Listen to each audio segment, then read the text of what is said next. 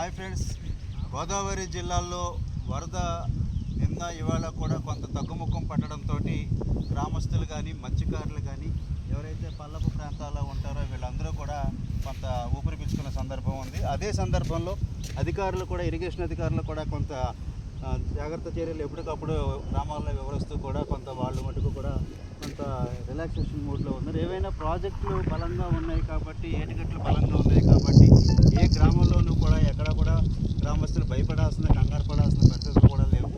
అదే సందర్భంలో సిఈఆర్పి cyclone emergency reconstruction project తుఫాను అత్యవసర పునర్నిర్మాణ పథకంలో భాగంగా షెల్టర్లు ఏర్పాటు చేసినట్టయితే లోతట్టు ప్రాంత ప్రజలు ఇవాళ సర్వం కోల్పోయి గిందులు కానీ, వస్తువులు కానీ, బట్టలు కానీ, సామాగ్రి కానీ, పప్పు ఉప్పు కూడా కోల్పోయి ఏమీ లేకుండా షెల్టర్లో ఉన్న వాళ్ళకి కూడా ప్రభుత్వం పూర్తి స్థాయిలో ఆదుకునే విధంగా వాళ్ళకి భోజనం, చదువు, టిఫిన్ సదుపాయాలు కూడా ఏర్పాటు చేయాల్సిన అవసరం ఉంది. తిరిగి వరద తగ్గిన తర్వాత కూడా గ్రామాల్లోకి వచ్చిన తర్వాత వాళ్ళ కుటుంబాలకు సంబంధించి వాళ్ళకి మళ్ళీ జీవనోపాధి కలిగే విధంగా కూడా రక్షణ చర్యలు చేపట్టాలి. ఏదేమైనప్పటికీ కూడా ప్రతి సంవత్సరం గోదావరిలో వృధాగా కలిసిపోతున్న నీరు మీద రాజకీయ పార్టీలు దృష్టిలో పెట్టి వ్యవసాయ రంగానికి కానీ, ఇండస్ట్రీస్కి కానీ, తాగునీటికి కానీ, సాగునీటికి కానీ పూర్తిగా వినియోగించుకునేలాగా అవకాశం చూడాలని చెప్పి కూడా నేను కోరుకుంటా ఉన్నాను. జేటీ రామారావు, ఏపీ ప్రజా సంఘాలు జేఏసీ అధ్యక్షుడు.